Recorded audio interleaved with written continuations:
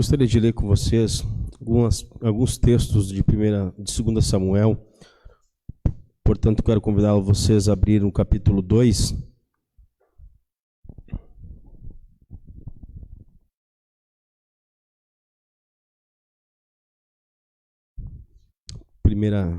Segundo Samuel, capítulo 2, do verso 1 até o verso de número 4, que diz assim a palavra do Senhor. Depois disso, Davi consultou ao Senhor, dizendo: devo ir a alguma das cidades de Judá? E o Senhor respondeu: vá sim.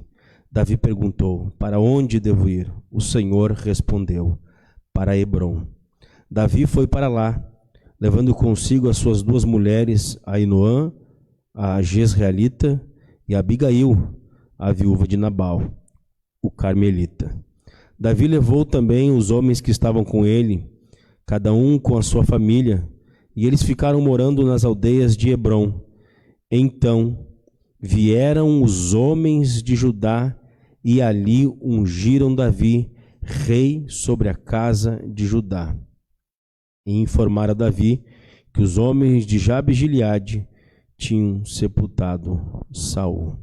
Capítulo 5 de 2 Samuel, verso 1. Davi é ungido rei sobre todo Israel.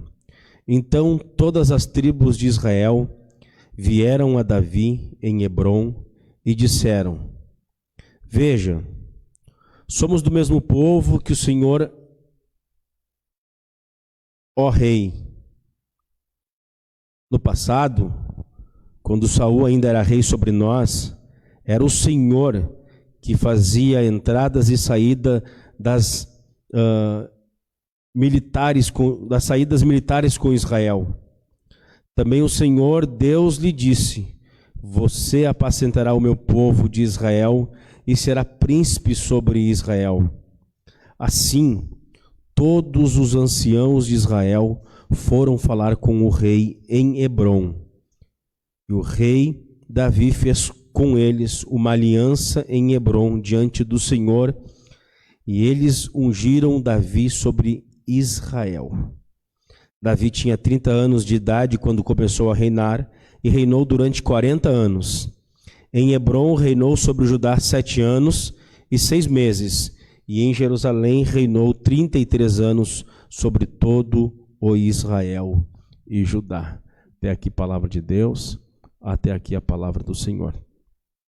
Queridos irmãos, não tem como a gente pregar nem essa a ideia, nem esse intuito. O intuito é nós fazermos um panorama geral, nós pincelarmos aqui as coisas mais importantes de cada livro do Antigo Testamento.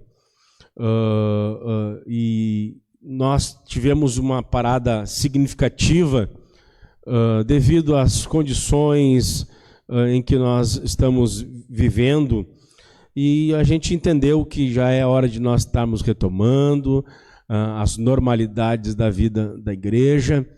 E só recapitulando, nós falamos 1 Samuel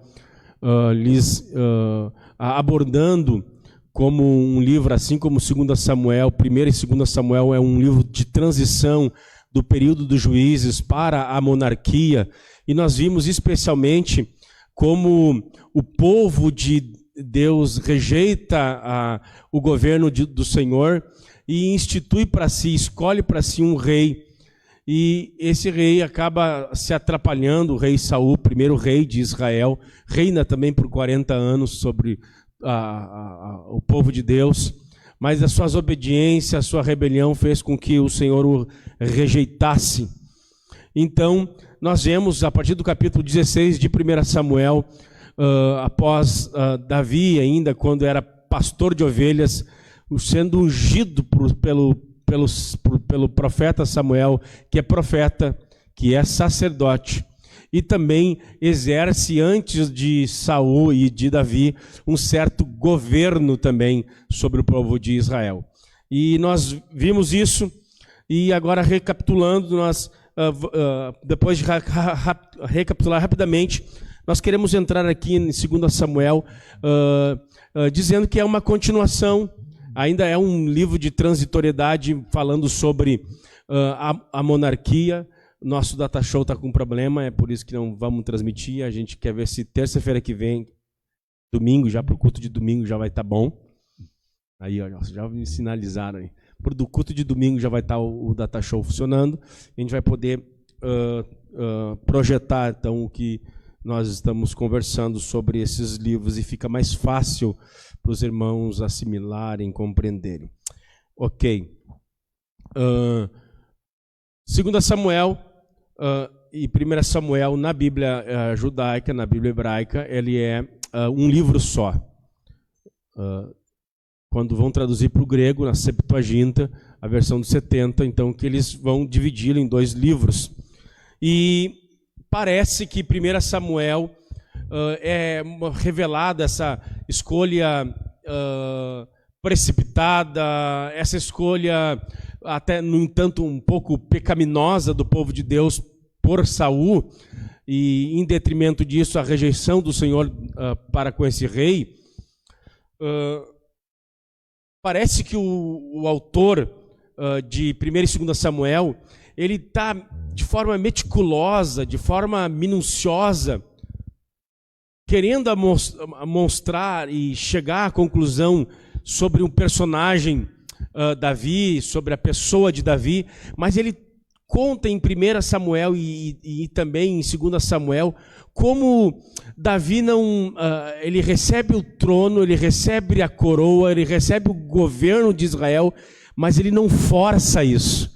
Parece que de todas as tramas, de todas as ciladas que Saul intenta contra Davi, parece que o autor, como que se fosse um biógrafo de Davi, ele procura mostrar que Davi ele é inocente. Ele, embora perseguido por Saul, embora Saul sendo totalmente desonesto para com Davi, que fazia suas guerras, fazia suas lutas, fazia expandir o reino de Israel, recebia do rei apenas coisas ruins.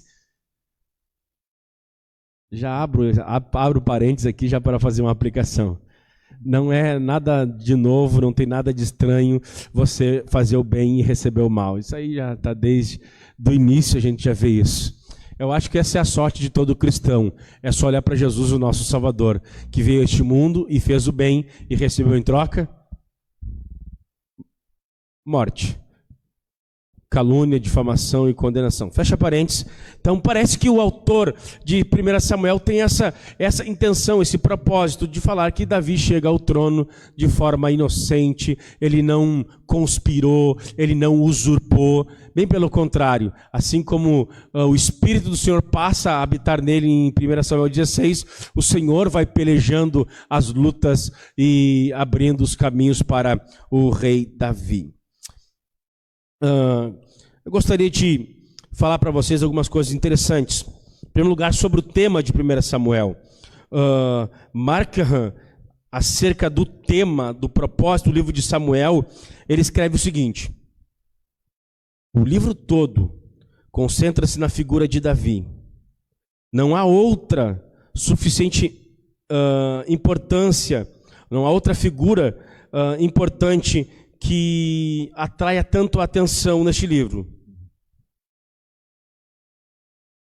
Este livro é o quadro acerca do ungido de Deus, para quem os nossos olhos se dirigem. É o quadro do homem segundo o coração de Deus. Começamos o nosso estudo com essa pergunta: o que há em Davi que merece um título tão honroso? Um homem segundo o coração de Deus. Pergunta esse Markham, um estudioso bíblico. O que é tão honorífico que ele é quase que a figura central do livro? O que faz ele ser tão importante? E ele prossegue: não o observamos de longe, de modo a vê-lo como um rei em posição elevada, rodeada por todas as insígnias da realeza, mas sim, observamo-lo de perto, na sua familiaridade de homem. Vemos não somente sentado no trono, mas também vemos ele no recôndito do seu lar. Em 1 Samuel, nós vemos as suas tristezas mais profundas e nos seus maiores triunfos. Aqui nesse livro nós ouvimos as suas orações, nós vemos os seus elogios, nós vemos a sua justa indignação, nós vemos as palavras de ternura de Davi, de bondade, de generosidade. Mas também em 2 Samuel, nós somos testemunhas do seu pecado. Somos testemunhas do seu arrependimento. Momentos de impaciência e de indignidade real. Neste livro, o quadro todo, apesar de partes sombreadas, apresenta-nos um homem cuja vida Deus ocupava o primeiro lugar. Esse livro de 1 Samuel é um livro encantador, um livro histórico, em que nesse personagem Davi, com seus altos e baixos, com seus pontos positivos, com seus pontos negativos, uma coisa fica evidente: Davi amava a Deus. Davi amava o Senhor.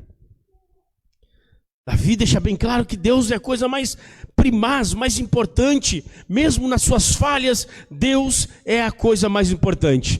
Deus, para Davi, é a alegria da sua alegria, o amor do seu amor, a alma da sua alma. Para Davi, acima de todas as demais coisas, Deus é uma gloriosa realidade. Em resumo, Mark Hunt termina. Em resumo, Davi é um homem que está profundamente consciente de sua própria debilidade, erro, pecado, mas conhece a Deus, confia nele de todo o seu coração. Deve ser por isso que a maioria de nós gostamos tanto de Davi. Embora a história de um rei, embora de alguém que está entre a nobreza, um nobre, um rico, um poderoso, mas ele é muito familiar a todos os santos, a todos os filhos de Deus, cheio de virtudes, cheio de falhas. Mas eu estava lendo essa semana sobre 2 Samuel, e um dos autores que eu li, ele extraiu uma qualidade de Davi que salta às nossas vistas, dizendo que diferente de Adão quando peca, Davi não foge de Deus, Davi foge para Deus. Com toda a sua pecaminosidade, com toda a sua carnalidade, com todo o seu paganismo, isso fica evidente. Como Davi é um homem chamado, um homem segundo o coração de Deus, tendo uma vida tão torta. Acredito eu que você não traiu a sua mulher, acredito eu que você não matou ninguém, você não matou um dos seus melhores amigos para transar com a sua esposa. Acredito eu. A gente olha assim, uma coisa tão hedionda. E eu não quero denegrir Davi aqui, pelo amor de Deus, não me interprete mal, ele é um santo, um homem de Deus. Mas o que é lindo em Davi, eu acho que ele foi chamado com esse título tão honroso, um homem segundo o coração de Deus, é que ele tinha facilidade de reconhecer os seus erros, suas falhas, o seu pecado. Como disse o apóstolo João,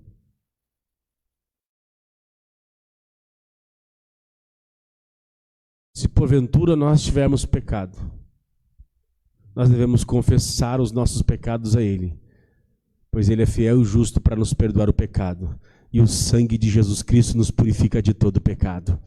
Salomão diz que aqueles que encobrem as suas transgressões jamais prosperará, mas aqueles que se arrepende e deixa, aquele que confessa e deixa, alcança a misericórdia.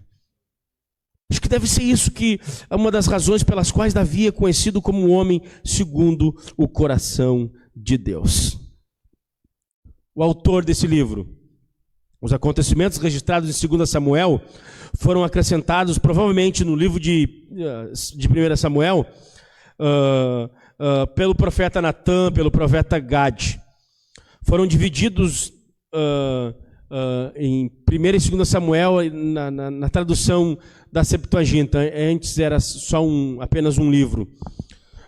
A esfera de ação de 2 Samuel vai desde a morte de Saul até a compra do local para o templo, na eira de Araúna, que é uma das passagens lindas, em que Davi está a fim de fazer o templo, e ele chama o proprietário da terra, Araúna, e diz assim, ó, eu quero comprar essa terra. Não quero, pode pegar essa terra para ti, e faz o templo ao teu Deus. E daí Davi é algo surpreendente. Não, eu não darei ao Senhor alguma coisa que não me custe nada.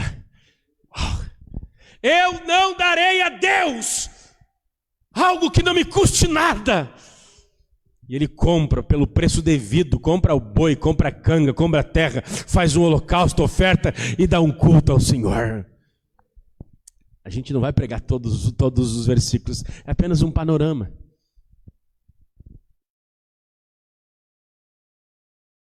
Segundo Samuel cobre um período de esfera de ação de 2 Samuel de 37 anos. Todos esses episódios cobrem mais ou menos 37 anos de tempo. 2 Samuel, junto com 1 Samuel, o tema é Jesus Cristo, o nosso Rei. Eu gostaria de retomar, porque já faz um tempo que a gente parou nessa série. A grande razão pela qual nós estamos estudando um panorama do Antigo Testamento, livro por livro, é para trazer a consciência da igreja do século XXI, especialmente a nossa igreja, do nosso tempo, do nosso período agora, que toda a Escritura é inspirada por Deus. Toda palavra é útil. Nós, cristãos evangélicos, normalmente achamos que apenas os 4 evangelhos e a carta do apóstolo Paulo são úteis e são necessários para nós. Não, toda a Escritura é divinamente inspirada, toda. Nós não podemos ser seletivos, nós precisamos aprender, ler, estudar, ver as Escrituras, e as Escrituras, tanto em Samuel, elas estão dizendo as mesmas coisas que elas estão dizendo nas epístolas. Pois a Bíblia é a autorrevelação de Deus. E o Deus que aparece no Antigo Testamento, ele não é diferente do Deus que aparece no Novo Testamento. Você, como tema de casa, estude a carta aos Hebreus. Os hebreus são cristãos antes de Cristo. Eles viviam, os heróis da fé, aquelas galerias da fé, dos heróis da fé, Abraão, Noé, Isaac, eles morreram aguardando a promessa. Eles eram cristãos antes de Cristo. O cristianismo existe antes de Cristo. Durma com um barulho desse. A gente acha que o evangelho ele surge na forma plena, final, na plenitude dos tempos. Mas nós já temos um proto-evangelho em Gênesis 3,15, quando o próprio Deus, o Pai, diz a Adão, diz a Eva e diz a serpente que ele veria o Messias, o descendente da mulher, que esmagaria a serpente. Toda a Bíblia, ela verte Cristo, não é só sobre Cristo, tem muitas outras doutrinas, a doutrina do pecado, a doutrina dos anjos, do universo, tem muitas coisas, mas o resumo geral é sim, é sobre Cristo.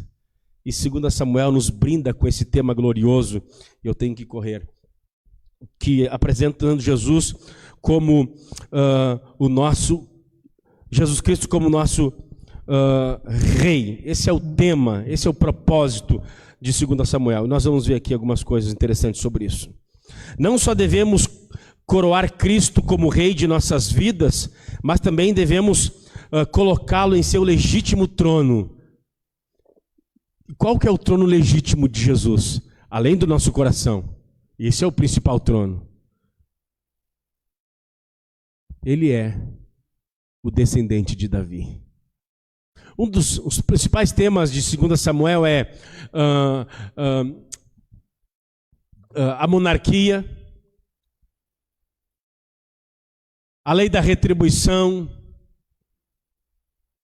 Terceiro e último lugar, um dos principais temas de 2 Samuel é a aliança, o pacto. Especialmente no capítulo 7, que daqui a pouquinho nós vamos estudar o pacto que Deus faz com Davi. Mas vamos seguir adiante.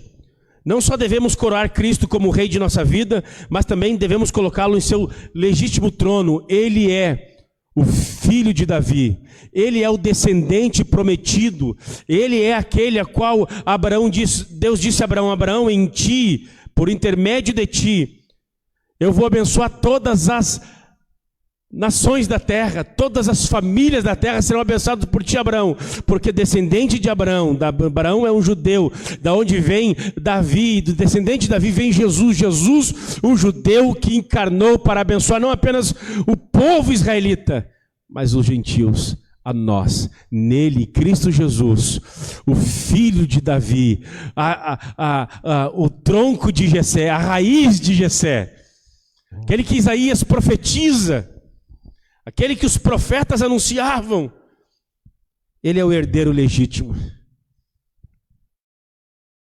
O primeiro livro de Samuel registra o fracasso de Saul, o rei pedido pelos homens.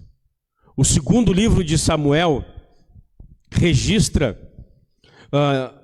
e descreve a entronização de Davi, o rei escolhido por Deus, bem como o estabelecimento da casa de Davi. Aqui é a dinastia de Davi. A casa de Davi, a dinastia de Davi. E dessa dinastia e desse rei chamado Davi, viria um rei perfeito. Ele é chamado de o príncipe da paz. Desse rei viria aquele que redimiria Israel, não apenas Israel, esse redimiria o mundo, a humanidade, e ele estabeleceria um reino perfeito, justo, e um reino eterno, que o profeta Daniel vai ver nas 70 semanas, que Deus tiraria, então, e nós vamos ver isso na exposição de Daniel, em que Nabucodonosor tem um sonho, vê uma estátua com a cabeça de ouro, o dorso de prata, as pernas de bronze, e ali ele fala que é os governos humanos, até que então veio do céu uma pedra angular, uma pedra verdadeira, que foi arrancado sem mãos humanas, apontando para o nascimento virginal de Jesus, e tocou na estátua os reinos humanos, e os reinos humanos ruíram, pereceram, e o reino dessa pedra pequena se torna gigante, e é um reino eterno, e este reino veio com Jesus de Nazaré. O reino de Deus já está entre nós.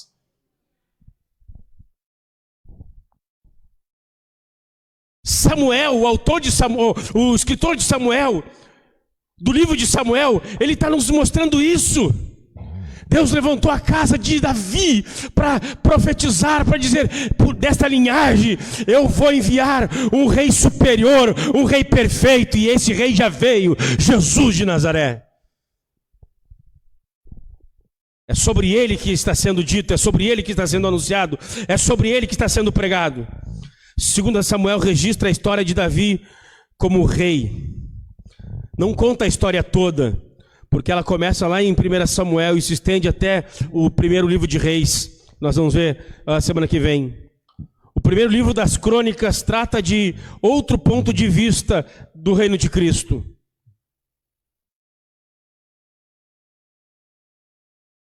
Gostaria de apenas falar algumas coisas interessantes para vocês sobre a essência do livro de Samuel. Nós lemos aqui, 2 Samuel, Davi reina sobre Judá, capítulo 1 ao 4. Depois Davi reina sobre Israel, capítulo 5 até o capítulo 24, Davi está reinando sobre todo Israel. Gostaria apenas de chamar a atenção para vocês, lerem o capítulo 5, antes de nós prosseguirmos. Capítulo 5 de Samuel, no verso 2, 5:2, olha o que diz assim: No passado, quando Saul ainda era rei sobre nós, era o Senhor que fazia entradas e saídas militares com Israel. Aqui os homens de Israel, das tribos de Israel, vieram fazer Davi rei, e eles vêm falando com ele. No passado, quando Saul ainda era rei sobre nós, era o Senhor que fazia entradas e saídas militares com Israel. Também o Senhor, Deus, lhe disse: você apacentará o meu povo de Israel e será príncipe de Israel. Só nesse versículo 2 nós temos coisas magníficas e gloriosas.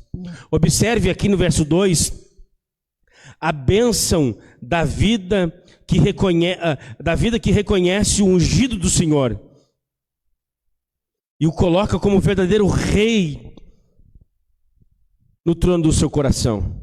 Olha aqui as bênçãos daqueles que buscam guarida do rei ungido. Em primeiro lugar, ele diz assim, nossa vida é uma vida protegida. Verso 2, eras tu que fazia entradas e saídas militares com Israel. Nós reconhecemos o Senhor como ungido de Deus, o rei ungido de Deus. Tu nos protegia, tu nos guardava, tu lutava por nós. Ainda nesse verso 2 é dito que ele os alimentava. No passado, quando Saul ainda era rei sobre nós, o Senhor que fazia entradas e saídas militares, também o Senhor Deus lhe disse: você apacentará o meu povo. Ou seja, você era como um pastor, tu nos nutria, tu nos protegia, tu nos cuidava. O que mais? Você nos dava vitória, triunfo, tu eras o nosso príncipe sobre nós. Uau! Jesus, quando veio a essa terra, diz: vem, segue-me. Da mesma maneira que aqueles homens que procuram abrigo no governo, na administração de Davi, por ser aquele que protege, aquele que alimenta e aquele que leva eles em vitória e triunfo, por ser o seu príncipe, aqueles que seguem a Cristo também, que é o descendente de Davi, o rei prometido, o rei do pacto, o rei da aliança, eles recebem também, quando seguem a Cristo, quando obedecem a Jesus, ele concede proteção, ele apacenta, ele alimenta e ele nos dá vitória. Bendito seja o nome do Senhor.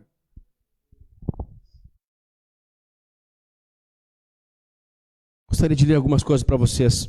Conteúdo do livro, rapidamente. Bem fácil. Bem fácil, vocês estão anotando aí. Se não estão anotando, semana que vem venham para cá com caneta e com caderno.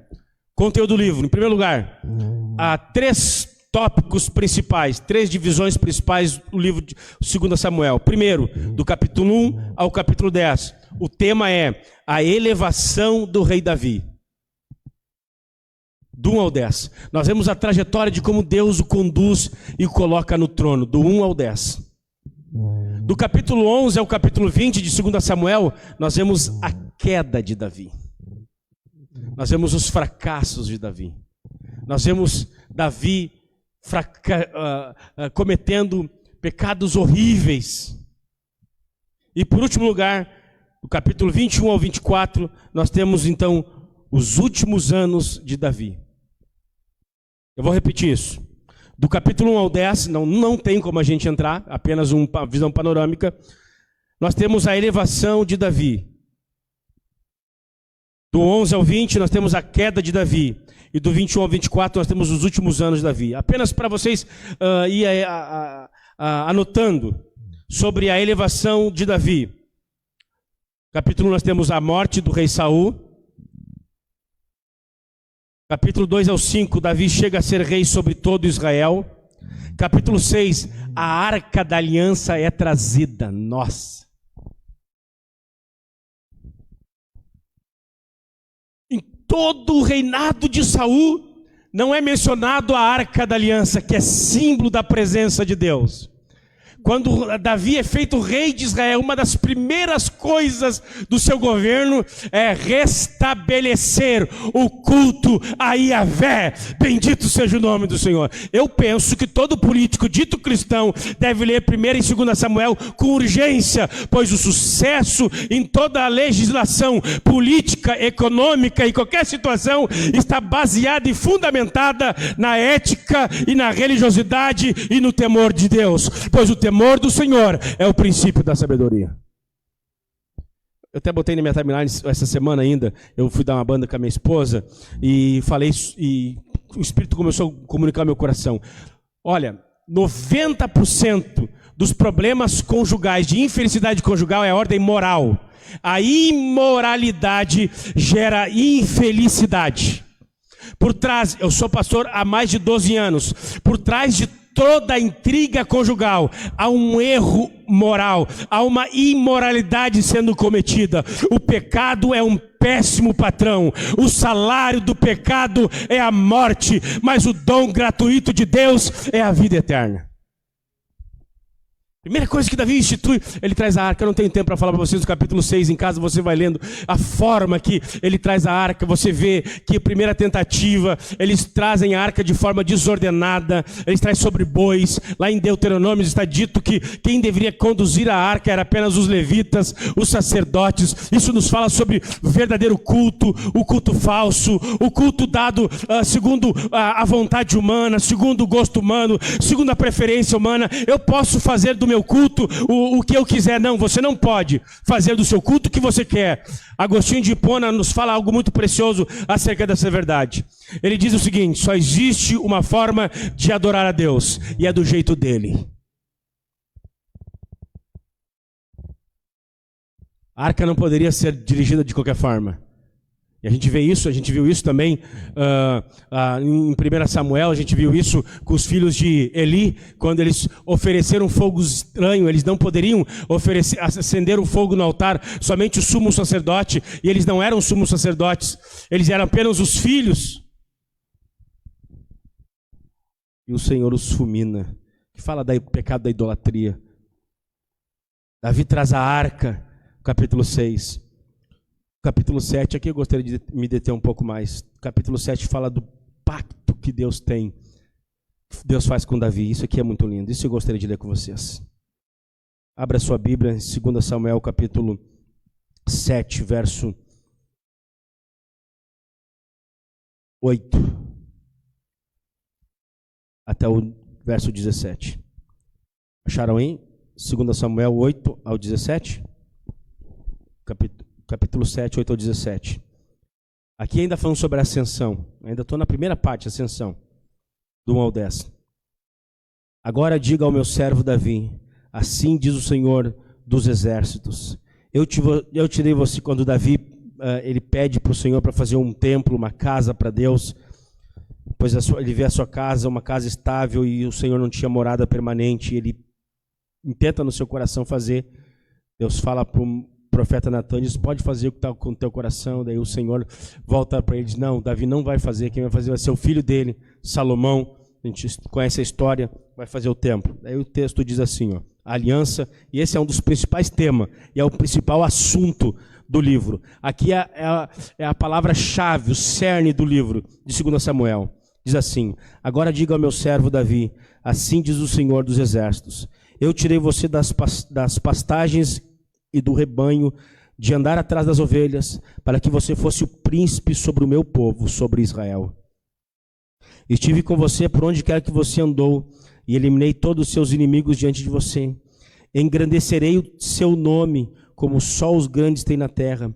Prepararei um lugar para o meu povo, para Israel, e plantarei para que habite no seu lugar e não seja mais perturbado, e jamais os filhos da perversidade o afligirão, como no passado. Desde os dias em que mandei que houvesse juízes sobre o meu povo Israel, eu lhes darei descanso de todos os seus inimigos. O Senhor também lhes fez saber que ele, o Senhor, fará uma casa para você. Uau! Deus agora entra em aliança com Davi. Eu vou fazer uma aliança, uma promessa, um pacto contigo. Quero que tu saiba que eu vou fazer uma casa para você. Tu quer fazer uma casa para mim? Eu quero fazer uma casa para ti. O pecado é um mau pagador, mas Deus é um bom pagador, pode ter certeza disso. Eu honro os que me honram, e eu aborreço os que me aborrecem, diz o Senhor lá em 1 Samuel. O Senhor fará uma casa para você. Aqui a ideia é que Deus vai dar uma dinastia para Davi, que vai ter sempre um sucessor que se assentará no trono. Quando os seus dias se completarem e você descansar com os seus pais, então farei surgir depois de você o seu descendente, que procederá de você, e estabelecerei o seu reino. Este edificará um templo ao meu nome, e eu estabelecerei para sempre o trono do seu reino. Eu lhe serei por pai, e ele me será por filho. Se vier a transgredir, eu o castigarei com varas de homens e com açoite de filhos de homens. Mas a minha misericórdia não se afastará dele, como a retirei de Saul, a quem tirei de diante de você. Quanto a você e a sua casa, e o seu reino serão firmados para sempre diante de mim, e o seu trono será estabelecido para sempre. Segundo todas essas palavras e conforme toda esta visão, assim Natã falou a Davi. Há pelo menos 10 bênçãos aqui. E há pelo menos 3 alvos específicos aqui. Primeiro, coisas com relação a Davi, após a sua partida. Coisas com relação a Salomão, bênçãos, correções, disciplina, mas jamais rejeição. O povo de Deus, o povo eleito jamais será rejeitado. Serão castigados, serão punidos, serão açoitados, mas jamais serão rejeitados. E há promessas aqui com relação a Jesus, o Filho de Deus. Verso 16: quanto a você e a sua casa, e o seu reino serão firmados para sempre diante de mim. O seu trono será estabelecido para sempre. Haverá um descendente de Davi que governará eternamente. Esse rei é um rei humano, mas não é apenas humano, porque ele tem que vir eternamente. Uau, ele é homem, mas ele é Deus também. E ele é Jesus de Nazaré. Bendito seja o nome do Senhor. Você vê isso lá em Lucas 1, 33, 33, Atos 2, 29 ao 32, essa passagem gloriosa. Deus firmando esse pacto com Davi, de ter uma casa, a saber, posteridade e família, um trono, a saber, autoridade real, um reino, a saber, uma esfera de governo, perpetuamente, para sempre. Que pacto lindo! Esse pacto lembra-nos também de Abraão.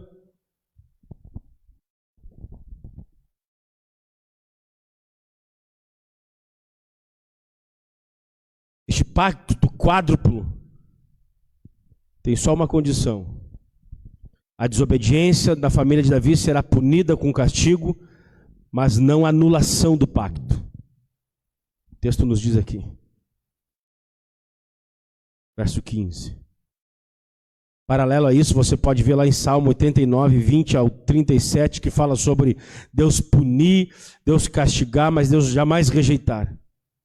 O castigo se impõe primeiramente na divisão do reino. Por causa dos pecados de Salomão, o reino é dividido. O castigo é imposto também nos cativeiros assírios e babilônicos. Deus julgando, Deus castigando. Mas o pacto, a aliança não é destruída, porque no meio do cativeiro, Deus levanta profetas, e antes do cativeiro, os profetas anunciam que será um tempo de castigo, um tempo de disciplina, mas surgiria um rei vindouro, que redimiria o povo de Deus. Bendito seja o nome do Senhor. Vamos ver rapidamente esse texto, antes de nós irmos já se encaminhando para o final. Então eu falei para vocês, Lucas 1, 31 e 33. Lucas, capítulo 1, verso 31 e 33, depois Atos 9, 29 e 32. Lucas 1, 31 ao 33. Diz-nos assim a palavra de Jesus.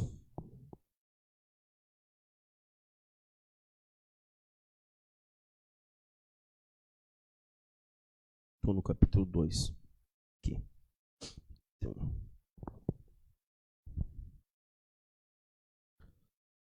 Verso 30. Mas o anjo lhe disse: não tenha medo, Maria, porque você foi abençoada por Deus. Você ficará grávida e dará à luz um filho, a quem chamará pelo nome de Jesus. Este será grande e será chamado Filho do Altíssimo. Deus, o Senhor, lhe dará o trono de Davi, seu pai. Ele reinará para sempre sobre a casa de Jacó, e o seu reinado não terá fim. Deus fez uma aliança com Davi, dizendo que viria um descendente, e esse é o cerne de 2 Samuel. Deus fez uma aliança, um pacto com Davi. E esse pacto que Deus fez com Davi é a esperança de todos os profetas: Oséias, Amós, Joel, Daniel, Jeremias, Ezequiel. Eles profetizam quando estão sob o castigo, o juízo de Deus. Senhor, tu prometeu uma lâmpada, tu prometeu alguém que reinaria de forma perfeita sobre nós. Envia-nos o Messias. E nos reinos de Tibério César, Deus enviou. Aleluia, bendito seja o nome de Jesus, um descendente de Davi. Jesus, o Senhor, nosso Redentor. E Ele está reinando hoje poderosamente. Empresas vêm à falência, clubes de futebol quebram, empresas quebram, homens morrem, passam. Mas o reino de Jesus continua intacto, bendito seja o nome do Senhor. No último domingo nós estivemos aqui, o Alexandre estava pregou 3 sermões nos 3 cultos de domingo. No segundo culto pela manhã e no último culto da noite, o Senhor trouxe 2 famílias, aleluia, bendito seja o nome do Senhor, para o seu redil. Estamos numa crise mundial na saúde, na política, na economia, mas o reino de Deus continua vindo sobre os homens, um reino de perdão, de salvação, de transformação. Jesus está inamovível no seu trono, reinando gloriosamente, triunfantemente, poderosamente. Nada pode destruir o seu reino. Ele está governando. Você crê nisso, irmão? Então não se desespere. Este mundo não está sendo dirigido pelo acaso. Este mundo não está sendo dirigido pelo um destino cego. Este mundo tem um dono, e o nome dele é Yahvé. Aleluia. Bendito seja o nome do Senhor. Ele governa. Ele está reinando poderosamente. Venha para o reino dele. Se você ainda não está no reino de Jesus, se você ainda não faz parte do governo de Deus, você está jogando no time errado. Você está no time perdedor. Boa notícia é que há perdão para você. Jesus pode te perdoar. Você pode vir a Ele, há espaço. Ele, quando esteve na terra, no capítulo 11 de Mateus, verso 28, ele diz: vinde a mim todos que estáis cansados, sobrecarregados, que eu vos aliviarei, e em mim achareis descanso para as vossas almas.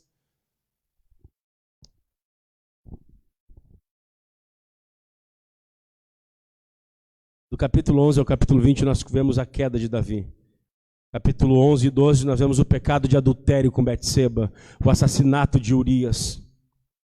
Do capítulo 13 ao 20, nós vemos a consequência deste pecado. A rebelião do seu filho Absalão. Rebelião e pós-rebelião, divisão do reino. Coisas terríveis. Como consequência da queda. Aqui a gente tem algumas lições para falar sobre a parte escura da vida de Davi. Pelo declínio da vida de Davi. Primeira lição que a gente vê nessa segunda divisão do livro de Samuel, se brilha a glória da aliança que Deus faz com Davi, cumprida em Cristo.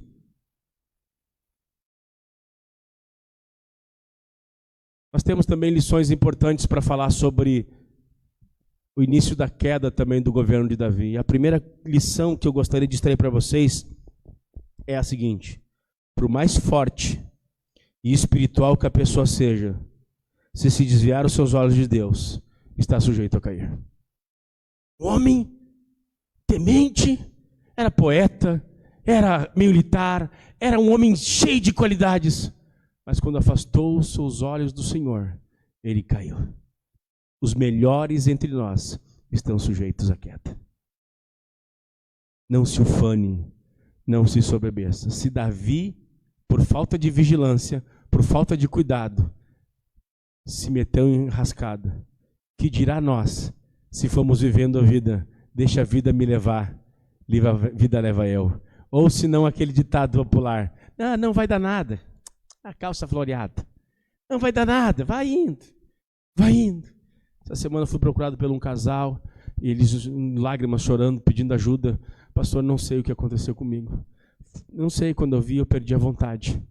Não tenho mais vontade de estar na igreja, não tenho mais vontade de estar na ceia, não tenho mais vontade. Eu perdi a paixão.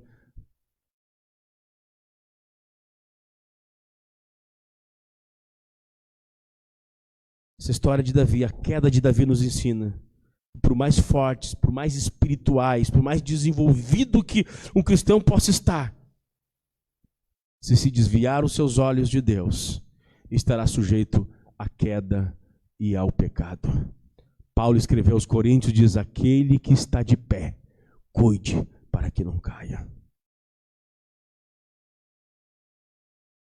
O relato em termos claros do pecado do maior rei de Israel, sem procurar desculpá-lo, é uma prova forte da origem divina da Bíblia.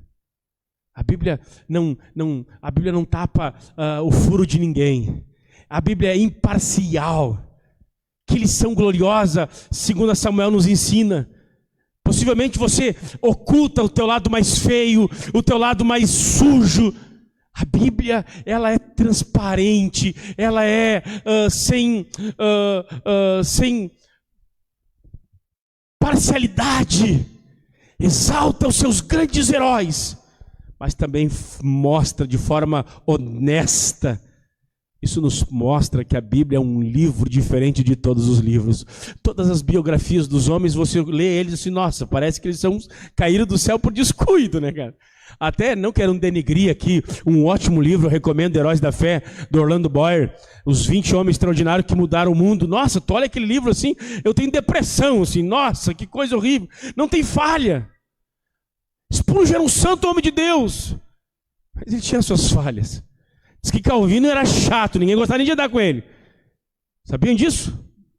Mal-humorado. Sabia que Jonas Edwards, ele foi demitido da sua igreja, foi expulso da sua igreja, porque ele não falava direito com as pessoas. Sabia disso? Só que nas biografias se oculta, os livros normais, a gente vê os caras que estão sempre para cima. Para cima aqui não é que nem o Caio Fábio, né? Para cima, assim não foi de ocultar mesmo. A Bíblia não, cara. A Bíblia é imparcial. Ela elogia os seus heróis, os seus santos, mas de forma honesta. Ela também destapa, ela desnuda toda a sua imundície. Porque o que é mais lindo aqui, eu vou terminar nesse relato da queda de Davi, é o seguinte: que por mais infernal que o teu pecado seja, há perdão em Deus. Davi confessa e é perdoado. Bendito seja o nome do Senhor. A graça de Deus pode perdoar o mais vil pecado. Não interessa o buraco que tu esteja enfiado, a graça de Deus é muito mais forte e muito mais poderosa para te salvar do que tua fraqueza para te condenar. A queda de Davi nos ensina que o pecado, ele não passa impune à consequência. A morte, adultério, assassinato, a rompimento em laços relacionais na família de Davi, porque existe uma lei da semeadura.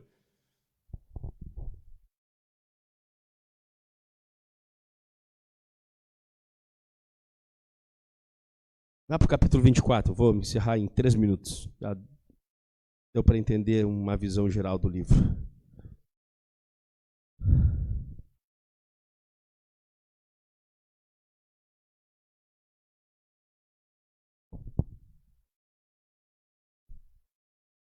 Capítulo 24, apenas palavras finais aí, os últimos momentos da vida de Davi, 2 Samuel 24. Diz assim: mas, mais uma vez, a ira do Senhor se acendeu contra os israelitas, e ele incitou Davi contra ele, dizendo: vá, levante um censo de Israel, de Judá. O rei disse a Joabe, comandante do seu exército: percorra todas as tribos de Israel, desde Dan até Berseba, e levante o censo do povo para que eu saiba o seu número. Então Joabe disse ao rei: que o Senhor, seu Deus, multiplique este povo 100 vezes mais, e que o rei, meu senhor, o veja. Mas por que o rei, meu senhor, quer fazer uma coisa desta? Abra a Bíblia rapidamente em 1 Crônicas, capítulo 21. Eu preciso falar sobre isso, e aqui eu encerro essas reflexões hoje. 1 Crônicas, capítulo 21. O texto diz lá em 2 Samuel, se vocês estão comigo aqui: mais uma vez a ira do Senhor se acendeu contra os israelitas, e ele incitou Davi contra eles, dizendo: levante um censo. A Bíblia diz aqui em Samuel 24 que o Senhor incitou a Davi. Em 1 Crônicas 21 diz assim: então Satanás se levantou contra Israel e incitou Davi a levantar o censo de Israel. Davi disse a Joabe e aos seus chefes do povo: vão e levante um censo de Israel, desde Berseba até Dan, e tragam-me a apuração para que eu saiba o seu número. Então Joabe disse: o que o Senhor, seu Deus, multiplique este povo 100 vezes mais. Verso 5, 21, 5 de Crônicas. Joabe apresentou a Davi o resultado do recenseamento do povo, e havia em Israel 1.100.000 homens que puxavam a espada, e em Judá eram 470.000 homens que puxavam da espada. Parece que tem uma contradição aqui. O texto diz que foi Satanás que incitou, outro texto diz que foi o Senhor que incitou Davi. E agora? Dorme com o barulho dele. Chama o co-pastor da igreja que ele explica isso para vocês. Alexandre, estou brincando. Lembra que eu falei para vocês que os livros históricos, embora são históricos, têm biografia. Nós vimos aqui esse livro encharcado de Davi, mas eles são a autorrevelação de Deus. Lembra que eu falei para vocês que é sobre Deus, não é sobre os homens? Lembram disso? Sim ou não? Esse pessoal desse tempo, esse povo que esse livro foi escrito, e para quem foi escrito, eles têm uma concepção de que tudo que acontece no mundo é Deus que está fazendo. Mesmo que Deus use através da sua permissão, agentes pecaminosos e mundanos, ainda é o Senhor que está fazendo. Eles têm uma visão dessa soberania do governo de Deus, que parece que a igreja do século 21, por causa de Hegel, de Schleiermacher, dos humanistas que colocaram os seres humanos no centro, nós não temos isso. Mas os judeus entendem que até mesmo as ações de Satanás e de homens maldosos, as ações são deles. Quando diz que Jó foi roubado pelos os beduínos, foi os ladrões beduínos que quiseram roubar a casa dele. Satanás instigou eles, e Satanás estava agindo, porque nós sabemos o diálogo que há entre eles. Mas todavia, tanto a vontade de Satanás como a vontade dos beduínos para roubar as casas e as coisas de Jó só aconteceram pela permissão de Deus. E a questão é: por que Davi é julgado porque ele levantou o censo? No verso 5 diz que foi contado somente homens que puxavam a? Por que Deus castigou a cidade inteira por ele ter feito o censo? Porque, em primeiro lugar, foi orgulho de Davi. Em segundo lugar, foi falta de confiança. Davi queria ver o tamanho do seu exército e colocou a sua confiança, em vez de Deus, colocou no exército. Eu quero ver o tamanho da minha força bélica para guerrear por mim. E ele esqueceu que até o momento quem guerreava por ele era o Senhor.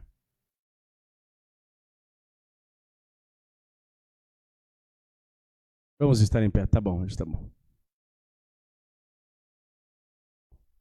Eu vou colocar todos esses dados para vocês, vou mandar o slide para vocês no grupo da igreja. E semana que vem nós vamos ver se a gente consegue botar o data show a funcionar ali. Jesus é o nosso rei. Esse é o tema de 2 Samuel.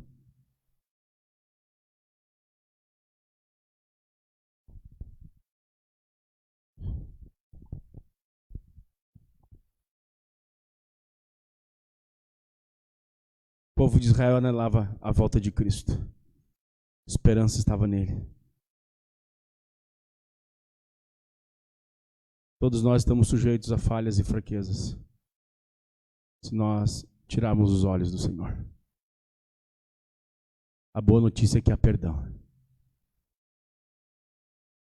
O profeta Natan vem a Davi e diz: olha, havia um homem que tinha uma ovelhinha e tinha um rei cheio de ovelhas. Aí vem um amigo dele e disse assim, ó: tem um pessoal aí me visitando, preciso alimentar esse pessoal, vou matar, me dá a tua ovelha aqui, pega e deixa o cara que tinha uma única ovelha sem nenhuma. O Natan pergunta: o que temos que fazer a esse homem, ó rei? E Davi diz: mata esse homem. Natan, cheio do Espírito Santo, diz: tu és esse homem, ó rei. E ele se arrepende, confessa suas misérias, e ele alcança a misericórdia. O que é mais lindo na vida de Davi é que Davi, ele nunca foge de Deus, ele foge para Deus. As tuas maiores dificuldades, os teus maiores desafios morais, espirituais, não fuja de Deus. Corra para Ele. Corra para Ele. Venha e traga toda a tua imundície perante Ele. Há nele graça suficiente para transformar o seu coração, para mudar a sua vida. Vamos orar ao Senhor. Bendito Deus e Pai. Obrigado, Senhor, pois nós estamos retomando essa série de reflexões panorâmicas nos livros do Antigo Testamento. Te pedimos a tua bênção, a tua graça sobre nós. Nos ajuda a ler a Bíblia de forma correta. Nos ajuda, Senhor, a ver as divisões, os propósitos, as razões por que cada livro foi escrito, Senhor. Nos ajude a nos alegrar, como hoje nós vimos que a Bíblia é imparcial. A Bíblia, Senhor, ela não, ela é séria, ela não é uma biografia jornalística que apenas mostra o ato bom dos seus heróis. E a Bíblia não é sobre homens virtuosos que se salvam pela sua virtude, mas a Bíblia é o relato de pecadores que são salvos pela graça de Deus. Não é sobre como nós devemos ser para ser salvos, mas é de como pessoas perdidas, ímpias, são transformados pela graça de Deus em santos e piedosos que vivem para a tua glória. Abençoa os teus filhos que aqui estão essa noite de estudo, de ensino, essa noite de oração, que tu os abençoe, que tu os recompense. Abençoa a igreja que está assistindo, Senhor, que tu abençoe, Senhor, e nos ajude a enxergar em Jesus o Rei verdadeiro e maior do que Davi. Muito obrigado, Senhor. Fica conosco, hoje e sempre. Amém e amém.